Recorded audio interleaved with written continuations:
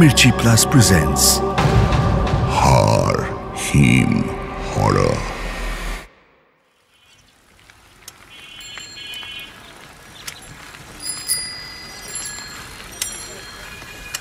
গ্রামটা আস্তে আস্তে নষ্ট হয়ে যাচ্ছে গো রাধাদা। আমরাও তো এক সময় ইয়ং ছিলাম, টুকটাক রাজনীতিও করেছি, তাই বলে এরকম ছি ছি ছি ছি ছি ছি। ও পাড়ার মধ্যবয়স্ক স্কুল শিক্ষক রাধানাথের দিকে চায়ের কাপ এগিয়ে দিতে দিতে আক্ষেপ করে কথাগুলো বলল শ্যামল দোকানদার। রাধানাথ চায়ে একটু চুমুক দিয়ে বলল, এই জেনারেশনটাই এরকম, একটা তরতাজা প্রাণ। আহা, পুলিশ কি বলছে গো? তুমি তো ছিলে ওখানে, শুনলাম। পুলিশ আর কি বলবে, সব গটাপ কেস, ছাই তদন্ত হবে। ওরা সবাই সব কিছু জানে, কে মেরেছে, কিভাবে মেরেছে। দেখে নিও, শেষ পর্যন্ত বলবে প্রমাণের অভাবে খুনিকে ধরা সম্ভব হচ্ছে না। ইতিমধ্যে এ পাড়া ও পাড়া থেকে আরো কয়েকজন আধবুড়ো লোক এসে ভিড় করেছে চায়ের দোকানে। সবার মুখেই এক কথা, কে মারল চঞ্চলকে। গতকাল রাতে গড়ের বাগানে খুন হয়েছে চঞ্চল। সদ্য পঞ্চায়েত নির্বাচনে যে দল হেরেছে ও ছিল সেই দলের সক্রিয় কর্মী। নির্বাচনের আগে বেশ জাঁকিয়ে ক্যাম্পেইন করেছিল চঞ্চল। টুকটাক থ্রেট তখন থেকেই আসছিল, কিন্তু তাই বলে খুন হয়ে যাবে তা কেউই ভাবতে পারেনি। ছুরি দিয়ে ইচ্ছে মতো কুপিয়ে খুন করেছে খুনি। এক পলক দেখে মনে হবে চঞ্চলের প্রতি খুনির মনে এক দীর্ঘ যুগের ঘৃণা জমেছিল। চঞ্চলের বন্ধুরা সব ভয়ে সিঁটিয়ে গেছে এই ঘটনায়। তারা সবাই যে একই পার্টি করত তা নয়, কিন্তু কিসের এক ভয়ে যেন সন্ধে হওয়ার সঙ্গে সঙ্গে নেমে আসছে গ্রামের রাস্তার মোড়ে মোড়ে। সন্ধে একটু ঘোর হতেই শুনশান হয়ে পড়ে সব রাস্তা, চায়ের দোকান।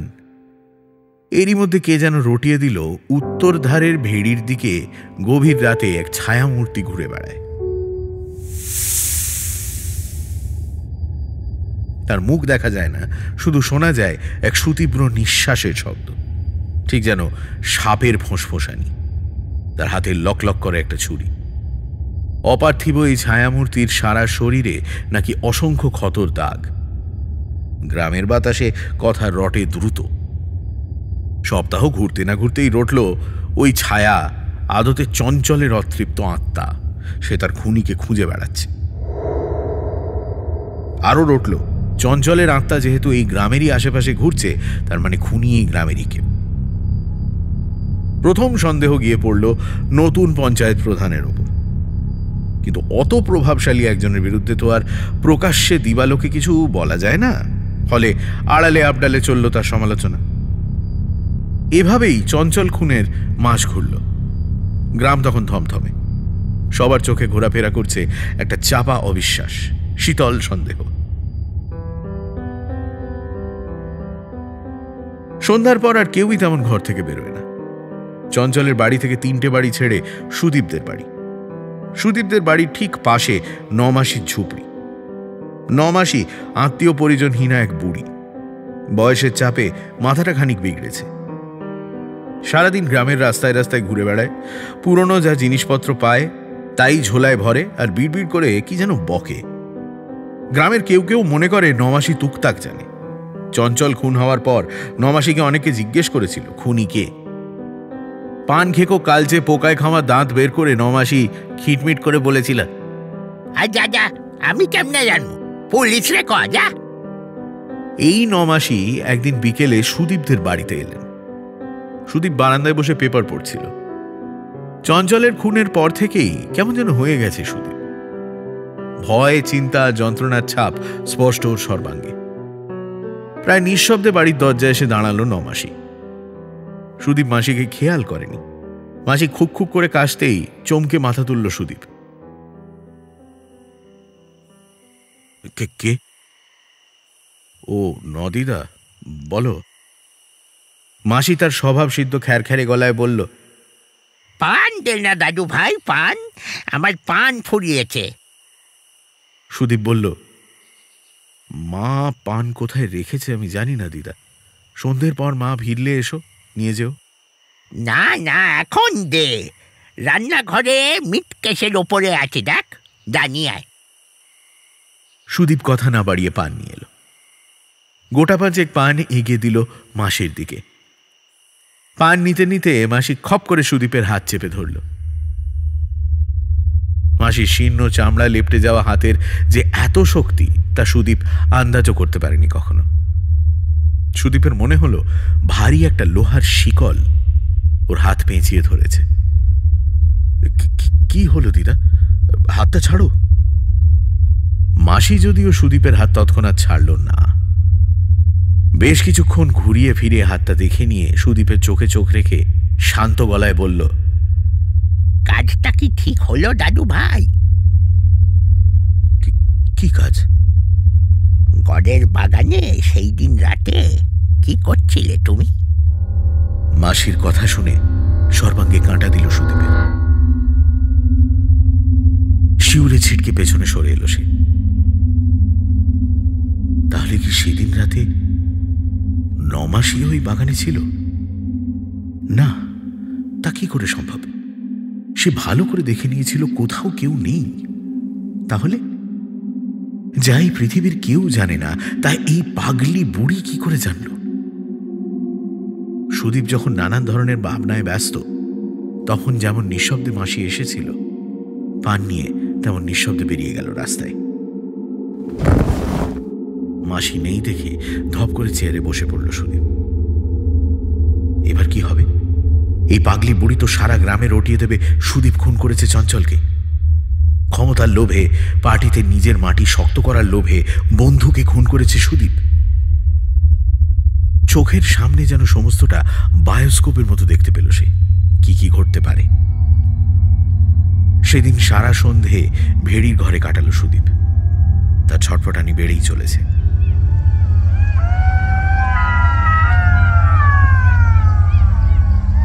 দূরে নদীর বাঁধ থেকে শেয়ালের চিৎকার ভেসে আসছে। গ্রামের কয়েকজন চাষি নদীর বাঁধের কাছেই চঞ্চলের ছায়ামূর্তিকে ঘুরতে দেখেছে। যদিও মৃত্যুর পর শূন্যতা ছাড়া আর কোনো জগৎ থাকতে পারে তা বিশ্বাস করে না সুদীপ। চঞ্চলের ভূত বা প্রেত কোনোটা নিয়েই খুব একটা চিন্তা সুদীপের নেই। তার সমস্ত চিন্তা নমাসিকে নিয়ে। ভেড়ির ঘরে আরো ঘন্টা দুই কাটিয়ে রাত 10টার দিকে যখন সুদীপ বেরোল, তখন তার হাতে একটা শান দেওয়া ছুরি।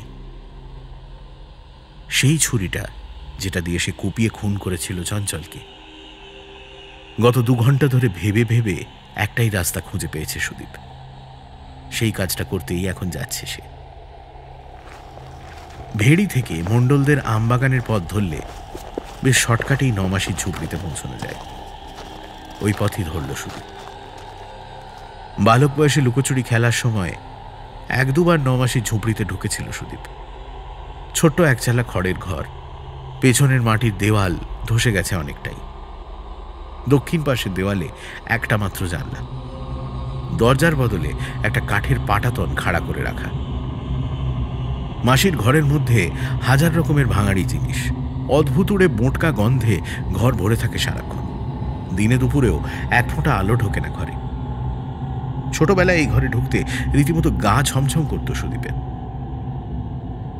আজও যখন মণ্ডলদের বাগান পেরিয়ে মাসির বাড়ির পেছনে এসে সুদীপ দাঁড়ালো, এক মুহূর্তের জন্য একটা অজানা ভয়ে শরীরটা কেঁপে উঠল ওর।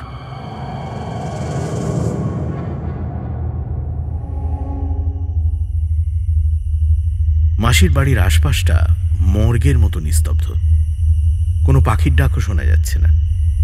বহু দূরে ঝিঁঝি পোকার ডাকগুলোকে মনে হচ্ছে কারা যেন অবিরাম ফিসফিস করে চলেছে। ইতিমধ্যে বেশ কয়েকবার মেঘ ডেকেছে, বিদ্যুৎও চমকেছে দূর আকাশে। বৃষ্টির খুব বেশি দেরি বোধহয় নেই। চঞ্চলকে সুদীপ খুন করেছিল হিংসার বশে, উত্তেজনায়। কিন্তু আজ ওর মাথা একদম ঠান্ডা। ফলে কিসের একটা ভয় ওকে ক্রমশ জড়িয়ে ধরছে আষ্টে পৃষ্ঠে। সুদীপ টের পেল ওর হাত কাঁপছে। নিঃশব্দ ছায়ামূর্তির মতো কাঠের পাটাতন সরিয়ে মাসির ঘরে ঢুকল সুদীপ। ঘরের মধ্যে অমাবস্যার অন্ধকার। 1000 রকমের উচ্ছিষ্ট গন্ধে বমি ঠেলে এলো সুদীপের। ওর মনে হলো পৃথিবী ও পৃথিবীর বাইরের যত কদর্যতা আছে তাদের সবার ঘ্রাণও হার মানবে মাসির ঘরের কাছে। মাসি কোথায় ঘুমোয় তা সুদীপ জানত। ছুরিটা বাগিয়ে ধরে পা ঘষে ঘষে জানলাওয়ালা দেওয়ালটার দিকে এগিয়ে গেল সে। এখানেই মাসির ভাঙা তক্তপোষ। এতক্ষণে অন্ধকারটা চোখ সয়ে এসেছে সুদীপের। আবছা আন্দাজ করে ফেলেছে মাসি তক্তপোষের কোথায় কিভাবে শুয়ে আছে। মাসির মাথার দিকে এগিয়ে গেল সে। তারপর এক লহমায় বাঁ হাত দিয়ে চেপে ধরল মাসির মুখ, আর ডান হাতে ছুরিটা আমুলে বসিয়ে দিল মাসির বুকে। এক পশলা ঠান্ডা হিমেল রক্তে ভিজে গেল সুদীপের ডান হাত। শিউরে উঠল সুদীপ। এরকম হাড় হিম ঠান্ডা রক্ত কোনো জীবিত মানুষের শরীর থেকে বের হতেই পারে না। এইবার সে টের পেল তার বাঁ হাতের নিচে যে মুখটা রয়েছে সেটাও বরফের মতো ঠান্ডা, আর সেই মুখে রয়েছে পাতলা একটা গোঁফ, ঠিক যেমনটা ছিল চঞ্চলের। একটা অস্পষ্ট আর্তনাদ করে ছিটকে পিছনে সরে এলো সুদীপ। কোনো ক্রমে কাঁপতে কাঁপতে প্যান্টের পকেট থেকে একটা চোরা টর্চ বের করে তক্তপোষের ওপর ধরল সে।